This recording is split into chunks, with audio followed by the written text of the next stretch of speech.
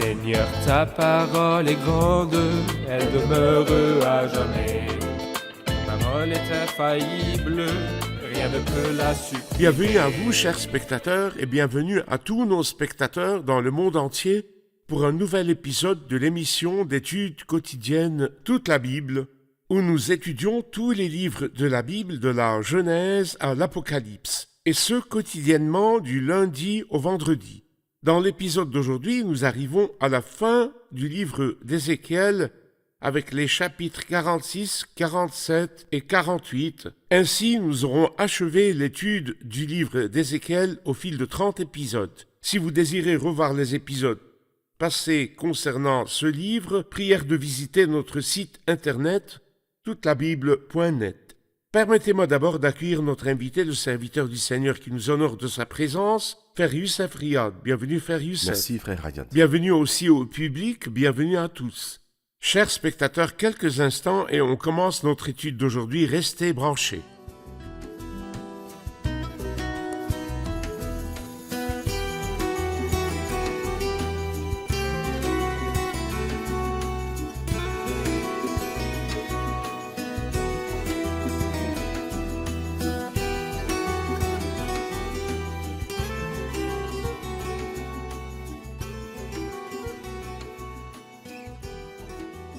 Bienvenue, Frère Youssef. À vous de même, Frère Riyad. Après un long voyage, au fil de ces 30 épisodes, on arrive à la conclusion de l'étude du livre d'Ézéchiel. Si vous aimeriez donner un dernier conseil à travers ce livre aux chers spectateurs, vous leur diriez quoi?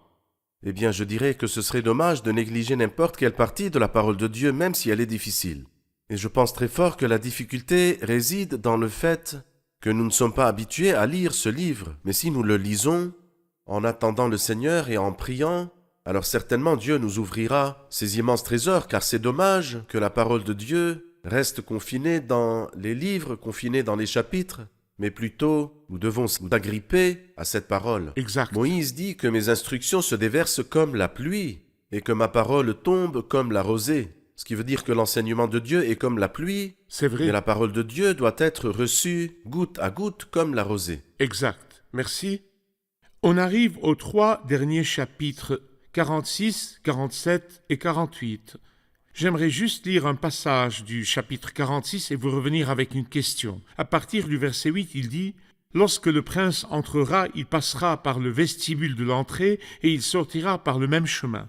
Quant à la population du pays, lorsqu'elle se présentera devant l'Éternel lors des fêtes, ceux qui entreront par l'entrée nord pour se prosterner sortiront par l'entrée sud, et ceux qui entreront par l'entrée sud sortiront par l'entrée nord. On ne devra pas revenir à l'entrée qu'on a empruntée à l'allée, mais on sortira par celle qui lui est opposée. Pourquoi dit-on du peuple ici que la porte par laquelle il entre, il ne pourra pas en sortir, mais il sortira par une autre porte? Eh bien, tout d'abord, rappelons le téléspectateur ce que nous avons répété plusieurs fois. Ce prince, qui est-ce? C'est un homme qui représente le Christ et qui est de la maison de David. Ce prince suivra des instructions telles que citées au verset 8. Mais après cela, il parle du peuple. Ce peuple entrera par une porte et sortira par une autre. Ou laissez-moi le dire d'une autre façon, comme nous le lisons dans l'évangile de Matthieu, chapitre 2, verset 12, à propos des mages, quand ils vinrent et se prosternèrent au Seigneur Jésus-Christ, ils repartirent par un autre chemin. C'est l'ange du Seigneur qui les a avertis, mais bien sûr, il y en avait une raison. Mais la leçon spirituelle que nous devons tirer, c'est que lorsqu'on adore le Seigneur, on ne revient jamais par le même chemin. On ne revient pas comme on est venu, mais nous retournons par un autre chemin, c'est-à-dire qu'il y a eu un changement dans notre vie, de sorte que je n'emprunte plus la même route pour retourner, mais une autre. Merci bien. On parle toujours du prince au verset 16. Voici ce que dit le Seigneur l'Éternel. Si le prince fait un cadeau à l'un de ses fils, ce sera son héritage et cela passera à ses enfants. Ce sera leur propriété et cela fera partie intégrante de leur héritage. S'il fait un cadeau pris sur son héritage à l'un de ses serviteurs, ce cadeau lui appartiendra jusqu'à l'année de la liberté, puis il retournera au prince. Ses fils seuls posséderont son héritage. Le prince n'enlèvera rien à l'héritage du peuple en lui arrachant ses propriétés. Ce qu'il donnera en héritage à ses fils, il le prendra sur ses propres biens, afin que mon peuple ne soit pas éparpillé et ne se retrouve pas privé de sa propriété. Frère Youssef, il parle toujours du prince et il nous dit que cet homme a des enfants. Il va léguer à ses enfants, mais sans toucher au bien du peuple. S'il allait ainsi que le prince a des enfants, ça nous montre quoi? Eh bien, cela confirme ce que nous avions dit, que ce prince n'est pas le Christ, parce que le Christ, bien sûr, ne peut pas du tout avoir d'enfants selon la chair, mais il a des enfants spirituels, oui. Si tu fais de sa vie un sacrifice de culpabilité, il verra une descendance et vivra longtemps. Ou encore, selon l'Épître aux Hébreux chapitre 2, cité d'Ésaïe chapitre 8, « Me voici, moi et les enfants que l'Éternel m'a donnés. » En fait, dans la partie que vous avez lue, je vois une chose sublime. C'est que les princes, jadis, étaient des oppresseurs, usurpant les droits du peuple. Ils dévoraient le peuple. Cette phrase figure 2 fois. C'est vrai. Il a dévoré des hommes. Et rappelons-nous Akab, lorsqu'il convoita la vigne de Naboth de Jizréel, et puis ensuite sa femme vicieuse, Jézabel, emmena des faux témoins prétendant qu'il avait maudit le roi et Dieu, et on le lapida. Et Akab en hérita, puis Élie vint lui dire « N'es-tu pas un assassin et un voleur ?» Ce n'est pas permis, mais dans le royaume du Christ, mon peuple ne se retrouve pas privé de sa propriété. C'est fini, il n'y aura plus d'injustice. Il n'y aura plus de prince qui abuse de son titre pour usurper et violer le droit d'autrui. Non, parce qu'il y aura un grand roi qui régnera avec justice. Un roi régnera alors conformément à la justice et les chefs gouverneront conformément au droit. Bien sûr, rappelons à nos chers spectateurs que dans ces dernières parties du livre d'Ézéchiel, le prince est mentionné plusieurs fois. Il symbolise le dirigeant qui représentera le Christ dans le cercle terrestre au royaume du Christ. Exact. Si on passe au chapitre 47, on lit « Ensuite l'homme m'a fait revenir vers la porte du temple. J'ai vu que de l'eau sortait sous le seuil du temple, à l'est, car la façade du temple était orientée à l'est. L'eau descendait sous le côté droit du temple, au sud de l'autel. Puis il m'a fait sortir par la porte nord et m'a fait faire le tour par dehors jusqu'à la porte extérieure qui est orientée à l'est. J'ai vu que l'eau coulait du côté droit. » Frère Youssef, il indique 2 fois l'eau sortant sous le seuil du temple. Que voyez-vous dans cette indication, l'eau? D'abord le sens littéral, ensuite le sens moral. Le sens littéral, c'est que cela va vraiment se produire, et on peut le considérer comme l'eau d'un fleuve miraculeux. Nous lisons à propos de ce fleuve dans plusieurs endroits. Par exemple, dans Zacharie chapitre 14, verset 8, nous lisons les paroles suivantes. « Ce jour-là, de l'eau vive sortira de Jérusalem et coulera une moitié vers la mer morte, l'autre moitié vers la Méditerranée qui se situe du côté ouest. » Alors donc, c'est une eau miraculeuse qui est mentionnée dans Zacharie chapitre 14, et également dans le livre de Joël au chapitre 3, au verset 18, il dit « Et il arrivera en ce jour que les montagnes distilleront le mou et que les coteaux se fondront en lait. » Puis il dit « Et il sortira une fontaine de la maison de l'Éternel, et elle arrosera la vallée de Sittim. » C'est donc une eau miraculeuse qui jaillira sous le seuil du temple. Cependant, cette eau est vraiment étrange, car plus on s'éloigne, normalement, si le fleuve n'a pas d'affluent qui s'y jette, plus on s'éloigne, plus l'eau diminue, s'affaiblit. Mais ici, plus on s'éloigne, plus l'eau augmente, car c'est une eau miraculeuse. Exact. Donc si vous mesurez 1000 coudées, l'eau monte alors jusqu'au talon. Encore 1000 autres, et elle monte jusqu'aux genoux. Et puis 3000, et l'eau atteint les hanches. Et puis 4000, c'est un profond fleuve, impossible à traverser. C'est donc une eau miraculeuse. Et bien sûr, elle a de belles significations spirituelles. Un exemple de ces connotations spirituelles. C'est-à-dire, si nous prenons cette eau comme l'image du Saint-Esprit, et en effet, c'est un beau symbole que nous trouvons dans Jean chapitre 7, verset 38. Lorsqu'il dit « Celui qui croit en moi, des fleuves d'eau vive couleront de lui », comme l'a dit l'Écriture, et il parlait de l'Esprit. Nous pouvons dire que l'eau jusqu'au talon symbolise la conduite dans l'Esprit. Et puis l'eau jusqu'aux genoux, l'adoration dans l'Esprit. Alors que l'eau jusqu'aux hanches, le service dans l'Esprit, et puis la plénitude de l'Esprit, et c'est le fleuve qu'on ne peut pas traverser. Et c'est beau de placer en premier la conduite dans l'Esprit, et pas l'adoration, et pas le service. Tout d'abord la conduite, ensuite l'adoration, et puis le service. Certaines personnes courent d'abord vers le service, ou vers le ministère, bien que le service soit important, mais il doit être précédé par la conduite. Si vous servez et votre conduite n'est pas vraiment bonne, vous feriez trébucher les gens. Et en plus, la part de Dieu précède la part de l'homme, ainsi l'adoration précède le service. Ensuite, à la fin, vient la plénitude dans l'Esprit Saint. C'est aussi une belle signification. Merci. Si vous permettez, on va suivre un court reportage puis prendre une question du public. À l'ère du royaume millénaire du Christ, la célébration de la Pâque continuera. Il est certain que la Pâque fait référence au Christ, puisque tous les sacrifices dans l'Ancien Testament furent accomplis en Christ. Alors, pourquoi reviendrait-il lors de ce royaume ? Les sacrifices offerts pendant ce royaume indiqueront la venue du Christ et sa mort sur la croix. Tout comme la Sainte Seine le fait actuellement. Pourtant, quelqu'un pourrait demander pourquoi aurions-nous besoin de sacrifices réels ? Chers amis, l'homme en général a du mal à comprendre les choses et à en tirer des leçons. Ainsi, le véritable sang de Jésus sera là, au ciel, pour que nous voyions l'énorme gouffre dont il nous a sauvés. Car notre délivrance du péché et de l'enfer et notre ascension au ciel sont un acte puissant que personne d'autre que Dieu ne peut accomplir. Le sang du Christ sera présent dans le ciel pour rappeler à l'Église cette vérité. De même, les sacrifices reviendront ici sur terre pour révéler à ce peuple ancien comment ils furent rachetés. Au verset 8, il dit « Alors il m'a dit, cette eau sort vers le district est. Elle descendra dans la plaine et se jettera dans la mer morte. Lorsqu'elle se sera déversée dans la mer, l'eau de la mer sera assainie. » Que signifie sera assainie ? Allez-y, frère Youssef. Eh bien, lorsque nous lisons « Cette eau sort vers le district est » ou bien vers la zone est, nous savons très bien que la mer morte est la plus basse zone du monde entier. C'est vrai. Alors donc elle va là-bas, il dit elle descendra dans la plaine et se jettera dans la mer, ici il veut dire la mer morte.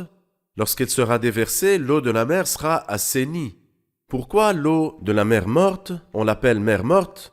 Car sa salinité est très élevée et donc aucun être vivant ne peut y survivre. Et c'est pourquoi elle a bien sûr des bienfaits pour la santé, mais ce n'est pas notre sujet. Mais un poisson, est-ce qu'il peut vraiment vivre dans la mer morte ? C'est impossible en raison de la forte salinité. C'est donc impossible. Et bien sûr, les gens qui sont croyants ont tiré de cette réalité une belle image spirituelle.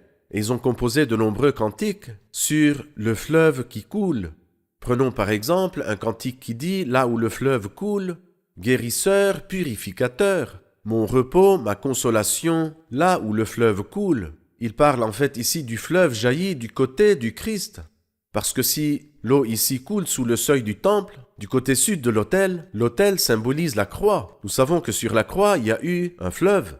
Quel est ce fleuve ? C'est comme un autre cantique le dit, garde-moi auprès de la croix. Fleuve là, a coulé. Là où le sang du Rédempteur bien-aimé a guéri mon âme à jamais. C'est-à-dire que l'eau saline, personne n'a de remède pour elle. L'eau de la mer morte, encore morte jusqu'à ce jour, maintenant et jusqu'à l'avènement du Christ. Mais est-ce que le Christ est capable de guérir ce qui est justement incurable ? Du point de vue spirituel, je dirais, peu importe la maladie de l'homme ou bien le mal de l'homme, si les hommes n'ont pas de remède à cette maladie, à ce mal, eh bien le Christ qui est l'agneau immolé, qui est mort sur la croix pour toi, a lui-même le remède à ton mal. Et c'est pourquoi nous lisons de très belles paroles ici, qui nous disent que la mer peut s'assainir et guérir. La mer qui est incapable d'être guérie, guérit. En effet, le Christ est capable de guérir le drogué, le malade, quel que soit ton péché ou ta maladie. Le Christ a le remède à ton mal. Et pas seulement, frère Youssef, au niveau du cercle, ou en ce qui concerne le cercle des pécheurs et péchés, le fleuve coulant du côté du Christ est guérisseur, mais aussi dans le cercle des foyers et relations. Il y a tant de maisons, de familles et de foyers semblables à la mer morte. L'odeur de la mort y est partout. Il y a des relations ruinées, des foyers démantelés, des âmes brisées. Le Christ peut, tout comme ce fleuve, jaillir pour guérir les relations. Y a-t-il de l'espoir en Christ ? Oui, il y a de l'espoir en Christ. En ta croix, mon salut et ma consolation. En ta croix se trouve le remède à mon mal. Parfait. Quel que soit le mal. Exact. Mais aussi, lorsque le fleuve de la connaissance du Christ atteindra certains pays qui sont marqués par la mort morale et la mort Vrai Dieu. intellectuelle, C'est vrai. alors ce fleuve, le fleuve Sublime. de la connaissance du Christ, guérira les peuples. Très bien. D'accord. Frère Youssef, passons au chapitre 48 qui parle du partage de la terre. Donnez-nous une idée du partage de la terre selon ce chapitre et le dernier de la prophétie d'Ézéchiel. La répartition de la terre dans le livre de Josué était très sophistiquée, était très compliquée. Beaucoup de terrain, je veux dire, le dessin ou la carte de répartition de la terre dans le livre de Josué est difficile. Mais ici, il s'agit de lignes rectangulaires partant de la mer Méditerranée jusqu'au fleuve d'Euphrate, en passant par le fleuve du Jourdain. Tout cela, ce sont les 7 tribus au-dessus de Jérusalem. Donc au nord, c'est l'endroit que Dieu prendra la part de notre Seigneur. Et puis 5 tribus en dessous, au sud. Donc si nous lisons le chapitre 48, nous allons trouver la toute première en haut d'Anne. Et c'est au verset 1. Et ensuite, dans le verset 3, Aser. Et ensuite, verset 4, Nephtali. Verset 5, Manassé, c'est le numéro 4. Verset 6, numéro 5, Éphraïm. Ensuite, Ruben au verset 7. Et enfin, celle de Juda, c'est avant le temple. Et ensuite viennent 5 autres tribus que l'on retrouve aussi en fin de chapitre. Donc cette répartition est très facile. Le temple de Dieu est presque au milieu, et au-dessus 7 tribus, et puis 5 tribus en dessous. Et toutes les tribus s'étendent de la mer Méditerranée jusqu'au fleuve d'Euphrate. Donc toute cette région leur appartiendra, bien sûr au détriment de la nouvelle alliance, parce que d'eux-mêmes, ils ne méritent absolument rien, mais grâce à celui qui est mort pour eux sur la croix, Très qui bien. est mort pour eux et pour nous aussi. Bien sûr, la part de l'Église sera plus noble, plus élevée et plus C'est vrai. grandiose. Lorsque ce peuple sera dans le cercle du royaume du Fils de l'homme sur terre et alors qu'il profitera du partage des terres, l'Église, elle, jouira d'un statut spécial. C'est vrai. Frère Qu'est-ce Youssef, que le Christ a dit dans Jean chapitre 14 ? Il y a beaucoup de demeures Exact. dans la maison de mon Père. Je vais vous préparer une place, et puisque je vais vous préparer une place, je reviendrai et je vous prendrai avec moi. Il est vrai que cette terre est appelée la plus belle des terres, la terre glorieuse, la terre du lait et du miel. Oui, c'est vrai. Mais notre part à nous ne sera pas dans une belle terre agréable et glorieuse, elle sera plutôt dans la maison du Père, au ciel même, donc une bien meilleure part incommensurable. Merci bien. À la fin du chapitre 48, il commence, à partir du verset 30, à parler des portes de la ville. Les portes de la ville porteront les noms des tribus d'Israël. Pourriez-vous nous parler des 12 portes de la ville et ce qui distingue la cité céleste des portes de la ville terrestre? Les portes sont au nombre de 12, et ceci est en fait très beau. 12 étant le nombre du jugement, et la porte dans la Bible symbolise le gouvernement et l'administration. Car autrefois, la porte faisait fonction de registre foncier ou d'un tribunal. C'est vrai. Et donc toute affaire était portée ou confiée aux anciens de la ville qui siégeaient à la porte. Exact. Et rappelons-nous, le premier dont nous lisons qui était assis à la porte, Lot. Oui, Lot. Et ils ont dit, celui-ci est venu séjourner chez nous en étranger et il veut faire le juge, car il était assis à la porte. Alors donc les portes nous parlent du jugement et le nombre 12 d'administration. Et là est la précision et la splendeur du livre de Dieu qui est la Bible sainte. Si on lit le livre de Néhémie, on apprendra que la ville de Jérusalem aussi, je veux dire la Jérusalem terrestre du passé, on voit qu'elle a 12 portes. Et l'une des portes, la première, c'est la porte des brebis, par laquelle est entré le Seigneur Jésus-Christ en montant vers la croix, En tant qu'agneau. étant l'agneau de Dieu qui enlève le péché du monde. Si on passe à la cité céleste dans Apocalypse 21, on voit que elle aussi a 12 portes. Mais il nous dit dans Apocalypse chapitre 21 que chaque porte est d'une seule perle. C'est magnifique, bien sûr, nous ne prenons pas ces mots au sens littéral. Mais ce que je veux dire, c'est que la perle, c'est le fruit de la mort d'une personne. Correct. Et pour dire vrai, l'Église est devenue une perle extrêmement précieuse au détriment du vivant qui est mort pour nous. Et qui est-ce ? Le Seigneur Jésus-Christ, c'est en lui que fut la vie. Parfait. Vraiment, c'est incroyable. Celui qui donne la vie à toutes les créatures meurt sur la croix. C'est au-delà de l'imagination. Pour qu'il Au-delà- amène la perle. Oui, pour qu'il amène la perle. Bien, bien. C'est pourquoi nous voyons 12 portes dans Apocalypse 21. Chaque porte est d'une perle, ce qui montre la grandeur du dessein divin suprême. dans l'Église Et de cela Dieu. montre aussi la grandeur du privilège de ceux qui se sont liés au Christ maintenant à l'ère de l'Église. Alors nous pouvons dire, frère Ayad, que le privilège de la Jérusalem terrestre est qu'elle contient le temple de Dieu, ce qui la distingue de toutes les villes du monde, n'est-ce pas? Et le privilège de la Jérusalem céleste est que cette cité n'a pas besoin d'un temple, parce que le trône de Dieu et parce que l'agneau qui est le Christ, eux-mêmes sont le temple Très de bien. Dieu. Merci. Nous prenons une dernière question du public.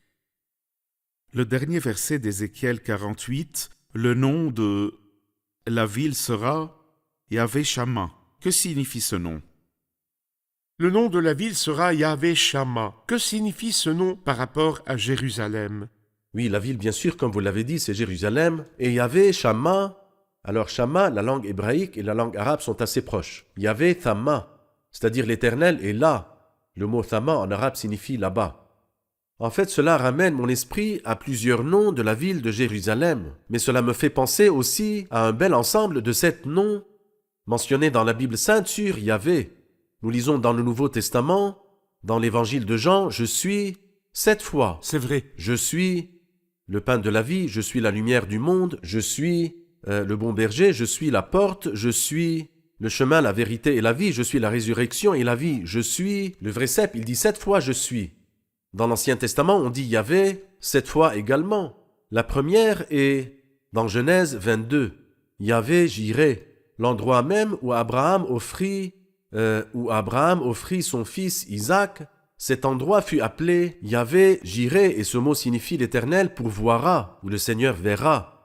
On verra la seconde fois dans Exode chapitre 15, lorsqu'il nous dit Yahvé Rapha, qui est traduit en français l'Éternel qui guérit, l'Éternel qui te guérit. Dieu te guérit, en hébreu Yahvé Rapha, donc Yahvé Jireh et Yahvé Rapha. Au chapitre 17, Yahvé Nissi, et le mot Nissi signifie mon étendard. L'Éternel mon étendard lorsque le peuple vaincut Amalek.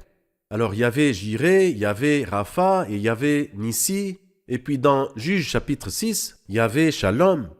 Yahvé Shalom lorsque Gédéon a bâti l'autel et appela l'autel Yahvé Shalom, c'est-à-dire l'Éternel est paix. Shalom veut dire paix. Et puis ensuite, la 5e fois est dans le psaume 23, Yahvé Roui, traduite en français l'Éternel est mon berger, je ne manquerai de rien. Ensuite, nous trouvons dans Jérémie chapitre 23 et Jérémie chapitre 33, Yahvé Tzidkenu, traduit en français l'Éternel est notre justice. En effet. Et la dernière, l'Éternel, Shama, le Seigneur Shama, l'Éternel est là. Il ne quittera plus cet endroit. Merveilleux. Après Quel que la privilège. gloire du Seigneur quitta le temple autrefois, la gloire est revenue et le Seigneur s'est établi en ce lieu. Et par rapport à nous, afin que là où je suis, il dit, vous y soyez aussi. Merci beaucoup, frère Youssef. Dieu J'ai vous bénisse. vraiment beaucoup apprécié, grâce à votre présence avec nous, Que le Seigneur vous cette bénisse. étude de la prophétie d'Ézéchiel. Vraiment. Le livre En s'est effet. dévoilé devant nous Autant que et espérons possible. qu'il en soit de même pour les spectateurs. Amen. C'était vraiment un livre très difficile, mais nous remercions le Seigneur et l'Esprit Saint de nous vrai. avoir aidés à C'est l'ouvrir vrai. aux spectateurs. Et nous prions pour que tout ce qu'on vient d'entendre et d'apprendre soit une source de changement pour la Amen. vie et pour plus d'engagement envers le Seigneur. Amen. Si vous pouvez laisser aux chers spectateurs une dernière prière pour éclairer les esprits et vivre dans la sainteté tout en attendant la venue du Seigneur. Alors si vous voulez bien prier pour les spectateurs. Ô Seigneur Dieu, miséricordieux, nous te rendons grâce de nous avoir ouvert ton livre, ta sainte Bible. Ton livre saint nous apprend de nombreuses leçons. Grâce à ce livre, nous avons appris combien tu es saint et combien tu détestes le péché. Apprends-nous, Seigneur. Apprends-nous que sans la sainteté, absolument personne ne verra ton visage. Nous te demandons, Seigneur, de nous donner la sainteté du cœur, la sainteté de l'esprit, la sainteté de la langue et la sainteté des yeux, Seigneur. Même si nous possédons toutes les connaissances du monde, sans la connaissance du Saint, n'est rien car ta connaissance est discernement. C'est pourquoi, Seigneur, aie pitié de nous. Ton désir, c'est de bénir. Tu nous apprends à travers ce livre que tu n'es pas là pour juger, mais plutôt pour bénir. Et même si tu permets le jugement, il ne sera que bien et bénédiction pour nous. Nous prions pour tous les téléspectateurs, nous prions pour toutes les personnes qui souffrent, s'ils sont en train de passer par des temps difficiles. Toi seul, Seigneur, es capable de faire sortir de celui qui mange ce qui se mange et du fort le doux. Et à la fin de ce livre sublime, nous te confions, Seigneur, tout ce qui a été dit Et chaque personne qui a entendu et qui a appris, donne-nous d'être vraiment des acteurs de la parole, et pas seulement des auditeurs égarés et égareurs. À toi toute la gloire. Amen. Merci beaucoup, frère Youssef. Allons Dieu vous revoir bénisse. l'épisode avec le Amen. public.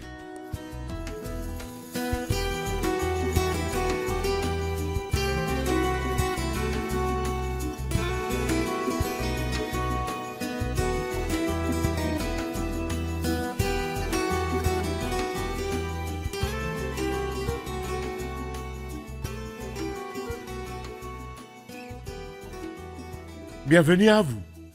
Dans le chapitre 46, verset 9, il disait « Si le peuple entre par une porte, il sortira par une autre. Il ne revient pas par la même porte par laquelle il est entré. » Quelle morale tirez-vous de ce verset?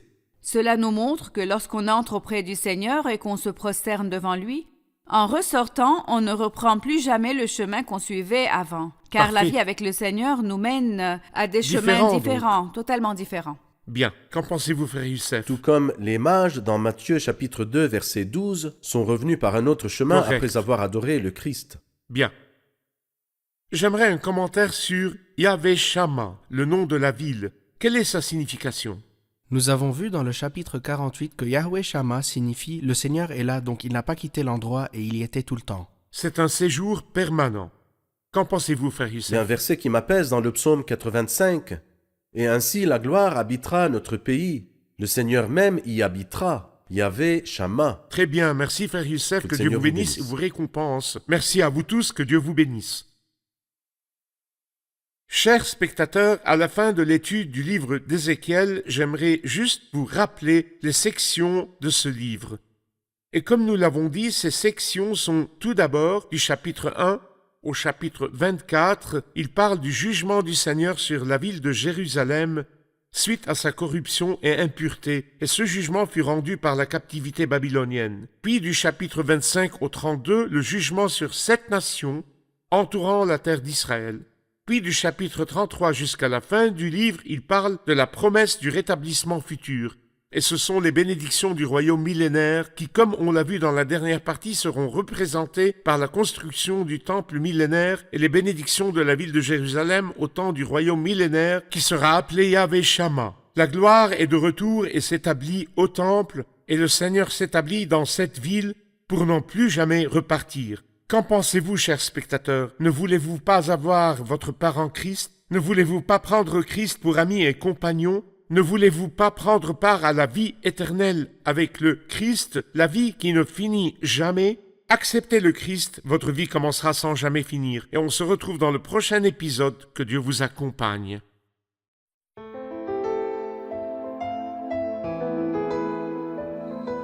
Seigneur, ta parole est grande, elle demeure à jamais. Ta parole est infaillible, rien ne peut la supprimer.